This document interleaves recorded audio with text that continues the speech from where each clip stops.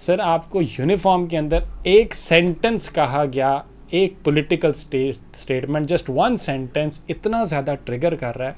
तो हमारी 75 साल की तारीख़ में जो यूनिफॉर्म के अंदर पॉलिटिकल इंटरवेंशन होती रही है, मिडरिंग होती रही है, जो सियासत में मुदाखलत होती रही, उस पर तो फिर आपको पागल हो जाना चाहिए। आपको तो चाहिए कि आप GHQ जाएं, पिंडी जाएं और आप नारे लगाते हुए जाएं यहाँ से, लाहौर से। आपके नहीं सर, ये हो ही नहीं सकता। जी अस्सलाम वालेकुम। इकरारुल हसन की एयरपोर्ट कंट्रोवर्सी देखी आपने, क्या कमेंट्स हैं उस पर आपके? मैं आपको ना इंटरेस्टिंग एस्पेक्ट बताता हूँ इसका। इकरारुल हसन के साथ एयरपोर्ट पे जो दो और एंकर्स मौजूद थे, वो दोनों ही मेरे बड़े अच्छे दोस्त हैं।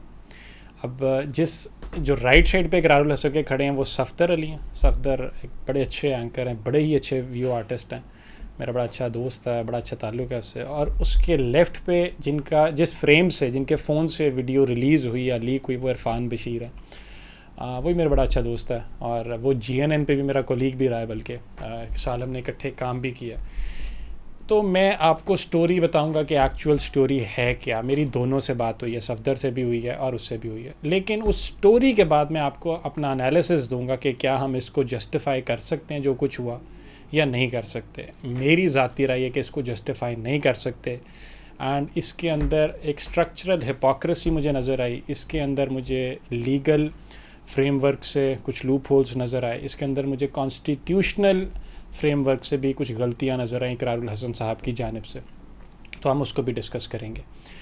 वाक़े से पहले मैं ये चीज़ मेंशन करता हूँ, इकरार भाई के साथ मेरे शोज़ भी हुए हैं और इकरारुल हसन स्क्रीन से हट के उनकी तबीयत और मिजाज जो है वो काफ़ी डिफरेंट है, similar to how Javad Ahmad है। जवाद भाई से भी मेरा बड़ा अच्छा ताल्लुक़ है और जवाद भाई भी स्क्रीन से हट के जो है ना, वो एक बड़े ही स्वीट इंसान है। लेकिन स्क्रीन के ऊपर ये दोनों का मसला है। ये स्क्रीन से हट के एक्स के ऊपर भी दोनों की ट्वीट्स के अंदर एक बहुत बड़ा इशू है, मेजर प्रॉब्लम है, और उस गलती है उसको मैं डिनाई नहीं कर सकता। ठीक है, सबसे पहले आते हैं वाक़या हुआ क्या। वाक़या ये लोग, एक कंपनी है फ्लाई एज ट्रेवल्स, वो डिफरेंट जर्नलिस्ट को लेती है और ट्रैवल करवाती है। इससे पहले भी ये लोग टूर कर चुके हैं। सलमान हसन भाई भी थे जो कि रात 10 बजे वाला दुनिया न्यूज़ पे शो करते हैं शामी साहब के साथ, और वो भी टूर कर चुके हैं। और इससे पहले एक दो और एंकर्स भी, वसीम मदामी भी ट्रैवल कर चुके हैं। इस दफ़ा ये लोग मलेशिया गए थे, 7 के 8 दिनों का इनका ट्रिप था। इकरारुल हसन भी थे, ये भी थे, इरफान बशीर भी थे, सफदर अली भी थे, इकरारुल हसन की वाइफ भी थी, और ये पूरा 8, 6, 7 लोगों का ग्रुप था जो कि ट्रैवल करके वहाँ पे रहे और वहाँ से फिर वापस आ रहे थे जब ये सारा वाक़या जो है वो पेश आया। ठीक है, ये आज से 2 दिन पहले का वाक़या है। सो हमें रिलीज़ ये वीडियो 1 दिन बाद होती है, कोई रात 8:30, 9 बजे का टाइम होगा जब ये लोग वापस लाहौर एयरपोर्ट पे पहुँचते हैं। और वहाँ पे अकॉर्डिंग टू इकरारुल हसन भाई, वो जो FIA का अहलकार है वो कोई बात करता। ठीक है, अब उसने बात अपनी पर्सनल कैपेसिटी में की। क्या बात थी क्या नहीं, वो एक अलग एस्पेक्ट है। जो भी बात हुई, अगर बड़ा इंपॉर्टेंट है तो वो पर्सनल कैपेसिटी में हुई, बिकॉज कोई प्रूफ नहीं है। Ikrarul Hasan can never proof, nobody can prove it कि उन्होंने अपने साथी से उनके कान में कोई सरगोशी की। अगर मुझे बताएं आप राह चलते सरगोशी के ऊपर जवाब देना शुरू हो जाएं तो आप ज़िंदगी गुजारना आपके लिए इम्पॉसिबल हो जाए। You can not function like that. तो सफदर से भी जब मैंने बात की, उसने भी, और इरफान से भी जब मैंने बात की, दोनों से सेपरेटली कॉल पे, उन्होंने कहा कि हमें फ़ील हुआ, इकरार भाई को फ़ील हुआ कि इन्होंने कुछ कहा है, बट शायद ये सारा कुछ जो था it could have been avoided. But उन्होंने कहा उनको ये चीज़ें नहीं करनी चाहिए थी। अब वाक़या और स्टोरी तो ये है। इसके अंदर सबसे पहले मैं आपको बताता हूँ जो मेरा एनालिसिस है, उसके मेरे एनालिसिस के बाद मैं आपको बताता हूँ कि अभी जब मैं वीडियो रिकॉर्ड कर रहा हूँ तो इकरार भाई जो है इधर अपने दफ्तर में यहाँ से 5 मिनट दूर वो एक प्रेस कॉन्फ्रेंस कर रहे हैं। वहाँ पे भी 8, 10, 20 मेरे दोस्त जो हैं बैठे कॉन्फ्रेंस को कवर कर रहे हैं। खैर मैं तो नहीं गया, लेकिन मैंने लाइव बैठ के ज़रूर देखी। तो उस लाइव के अंदर जो इकरार भाई ने पहले 15-20 मिनट के अंदर अपना केस बिल्ड किया, मैंने वो चीज़ें भी आपके साथ निकाली। मैं वो भी आपके साथ शेयर कर देता हूँ कि वो भी गलत है, वो चीज़ें भी इनहेरेंटली रॉन्ग है। दे आर, आप उसको जस्टिफाई नहीं कर सकते। कॉन्स्टिट्यूशनली स्पीकिंग, सबसे पहले इकरारुल हसन ने जो अपना राइट एक्सप्रेस किया वो था article 19A, but at what cost. वो किया आर्टिकल 14A के ऊपर। आर्टिकल 14 जो है वो डिग्निटी ऑफ मैन की बात करता है। Dignity of man Ikrarul Hasan भाई ने उस FI एहलकार की उड़ा कर दूर फेंकी, तबाह कर दिया उसको, उनको जलील और रुस्वा करने की कोशिश की पूरे तरीके से, ठीक है।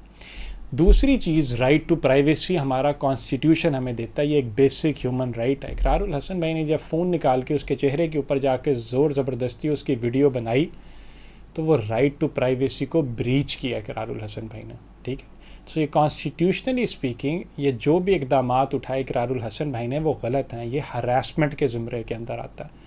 हरासमेंट अगर आप किसी भी शख्स की करें तो वो लीगली आप बाउंड हैं कि आप आंसरेबल हो सकते हैं अदालतों के अंदर, आप नहीं कर सकते, you can not do that. किस बात के ऊपर क्रिटिसिज्म फेस किया? क्या एक सियासी लीडर जो है वो एक सेंटेंस के ऊपर अगर ट्रिगर हो जाए तो उसकी सियासी जर्नी कितनी ही लंबी हो जाएगी, ये भी एक सवाल है। और किस बात पे उनको कंपेयर किया गया जवाद अहमद के साथ, तो इसमें कंपैरिजन तो इकरारुल हसन भाई ने ख़ुद साबित किया ना। जवाद भाई की आप लास्ट पॉडकास्ट उठाएं जो GNN के उमर बशीर के साथ उन्होंने की थी, उनके घर पे शूट हुई थी जौहर टाउन में जवाद भाई के, और वो उस पॉडकास्ट के अंदर आपको पता क्या हुआ था जब उमर बशीर के साथ सारा मसला हुआ था, GNN वाला शो था। अब ये सिमिलर टू दैट, एक सेंटेंस के ऊपर इकरार भाई ने किस तरह से रिएक्ट किया, आपको सिमिलैरिटी नज़र आई? इकरार भाई also lost his cool and temper, जो कि शायद नहीं होना चाहिए था। कितना ही आसान होता उसको दरगुजर कर देते, कितना ही आसान होता ये सारा मामला हाईलाइट ना होता। अब इसमें दो चीज़ें हैं, एक लोग तो ये भी हैं डिजिटल मीडिया के ऊपर जो कि बहुत ही दूर कॉन्स्पिरेसी थ्योरियाँ निकाल लेते हैं। उन्होंने कहा कि ये सारा प्री प्लान्ड था, ये इंटेंशनली सारा करवाया गया था, ठीक है। अब दोनों साइड से आ रहे हैं, एक तरफ कह रहे हैं कि वो PTI वालों ने करवाया तो मैं, और दूसरे कह रहे हैं इन्होंने करवाया ताकि वो थोड़ी सी हाइप में। मैं इस बात पे जाता ही नहीं, क्योंकि वो लोग कह रहे थे कि 7 दिन कंटेंट नहीं मिला बनाने के लिए तो उनको था रीच मिल जाए, लेकिन ये बहुत छोटी बात है, तो इस बात के ऊपर हम जाएंगे ही नहीं, ठीक है। हम वापस आएंगे इसी इकरारुल हसन भाई के मौक़िफ़ के ऊपर कि अगर हम उनकी बात को भी सुन लें। इकरार भाई ने ना अभी जो प्रेस कॉन्फ्रेंस के अंदर बातें की हैं, ये तो मैंने भी आपके साथ कॉन्स्टिट्यूशनल और लीगल फ्रेमवर्क डिस्कस किया ना, मैं मॉरल फ्रेमवर्क की तो बात कर ही नहीं रहा, मैं इस्लाम की तो बात कर ही नहीं रहा कि अल्लाह और इस्लाम कहता है कि दरगुजर करो, अल्लाह और इस्लाम ये नहीं कहता। इसमें ना जो स्ट्रक्चरल हिपोक्रेसी है ना, that's very important to highlight, because Ikrarul Hasan का बुनियादी मौक़िफ़ इस सारी सिचुएशन के अंदर ये है कि भाई एक यूनिफॉर्म में होकर एक इंसान ने पॉलिटिकल स्टेटमेंट क्यों दी? सर आपको यूनिफॉर्म के अंदर एक सेंटेंस कहा गया, एक political statement, just one sentence इतना ज़्यादा ट्रिगर कर रहा है। तो हमारी 75 साल की तारीख़ में जो यूनिफॉर्म के अंदर पॉलिटिकल इंटरवेंशन होती रही है, मिडरिंग होती रही है, जो सियासत में मुदाखलत होती रही, उस पर तो फिर आपको पागल हो जाना चाहिए। आपको तो चाहिए कि आप GHQ जाएँ, पिंडी जाएँ और आप नारे लगाते हुए जाएँ यहाँ से लाहौर से। आपके नहीं सर ये हो ही नहीं सकता, ये जो कुछ आप करें DG साहब, ये आपके जो प्रेशर के अंदर आप PTI को ब्लेम करते हैं, आप नहीं कर सकते। आप ज़हनी मरीज़ एक पॉलिटिकल लीडर को जो कहते हैं DG साहब आपने कैसे कह दिया, आप इकरार भाई को चाहिए कि DG साहब से अगले प्रेशर में जाके पूछे कि सर आपने एक पश्तून को, एक CM को, एक सूबे के ये कैसे कह दिया कि रास्ते में कुत्ते भौंकते हैं उनको इग्नोर करना। तो ये तो आपको कहना चाहिए ना, फिर ये आपको करना पड़ेगा, आपको मानना पड़ेगा कि इलेक्शनों के अंदर कभी RTS का बैठ जाना, कभी फॉर्म 47 का हो जाना, ये सर ये ठीक नहीं है। आपको पूछना पड़ेगा कि सर वर्दी पहन के आप जुडिशल, एक्स्ट्रा जुडिशल जो मर्डर्स करवा देते हैं सर वो गलत है। सर आपने भुट्टो को जो फांसी पर चढ़वा दिया सर वो गलत है। सर आपने जब आईनी अदालतों के बाद आपने असेंबलियों को नहीं बनने दिया सर, कतर के अंदर आपने मुल्क तोड़वा दिया सर, वो गलत था। फिर आपको ना लंबी स्टोरी के ऊपर बैठ जाना चाहिए, फिर आपको नहीं रुकना चाहिए, घूम के आपको मौजूदा निज़ाम पे आ जाना चाहिए। सर हाइब्रिड सेटअप मुझे बताएं कि आर्टिकल 243, 244, 245 क्या कहता है और आप लोग क्या कर रहे हैं? तो फिर तो सर ये स्ट्रक्चरल हिपोक्रेसी को फॉलो नहीं करना चाहिए ना, फिर तो it should be across the board. अगर आपका बुनियादी मौक़िफ़ ये है कि हम जी यूनिफॉर्म के अंदर बैठ के पॉलिटिकल स्टेटमेंट नहीं दे सकते, एक चीज़ तो हमने ये साइड पे कर दी। अब इस स्टेटमेंट से हट के ना मैं आप इनकी ब्रेक डाउन करते हैं जो उन्होंने अपनी प्रेस कॉन्फ्रेंस की। वो कहते हैं कि जी फैमिली के साथ था मैं, मेरी तजलील व तज़हीक की गई। सर तजलील व तज़हीक किस एस्पेक्ट से आपकी फैमिली का उसके ऊपर इफेक्ट आया, मुझे वो बता दें।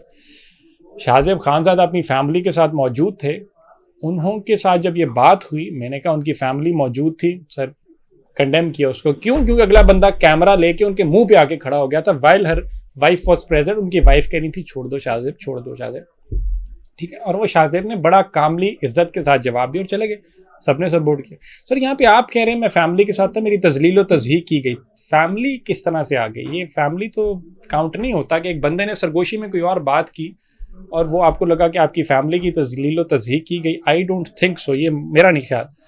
दूसरी आपकी बात थी यूनिफॉर्म में पॉलिटिकल कमेंट करना प्रेस कॉन्फ्रेंस का, वो स्ट्रक्चरल हिपोक्रेसी मैंने अभी आपके साथ डिटेल में डिस्कस कर ली। तीसरा पॉइंट था आपका जवाद अहमद से कंपैरिजन, वो भी मैंने डिस्कस कर लिया। चौथा पॉइंट था आपका कि मुझे गाली दी है। सर एक जगह पे आप कहते हैं गाली दी है, एक जगह पे आप कहते हैं गाली नहीं दी। आप साबित कर दें कि उसने गाली दी है, कोई एक रिकॉर्डिंग, कोई एक कॉमेंट, कोई एक गवाह किसी ने कहा हो।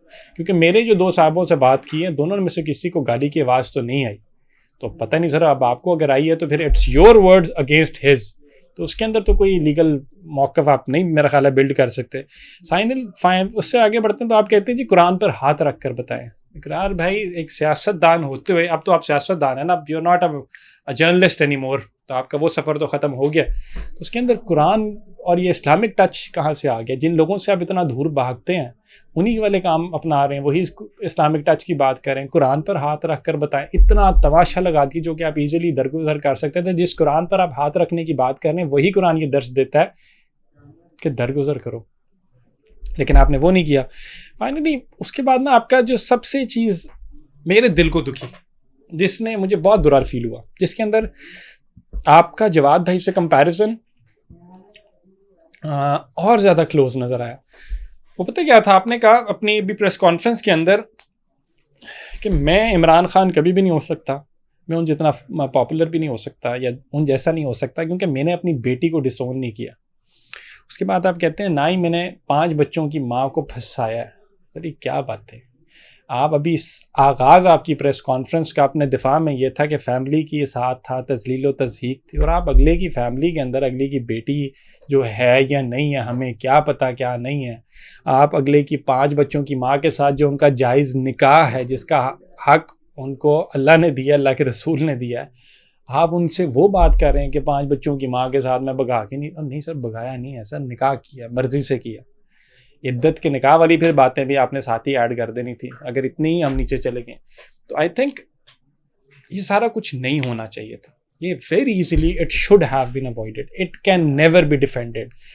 ये जो आप जर्नी, एक सियासत की जर्नी जिसके अंदर आप यूथ को एम्पावर करने की बात कर रहे हैं, और जो intolerance supposedly according to you PTI की वजह से जिसने जन्म ले लिया उसको ख़त्म करने की बात करें, तो ये आपने क्या मिसाल सेट की है? जिन बच्चों ने आपको फॉलो करना है, क्या उनको आपने ये तरबियत दी है कि एक सेंटेंस आए तो तुमने अगले की ज़िंदगी तबाह कर देनी है?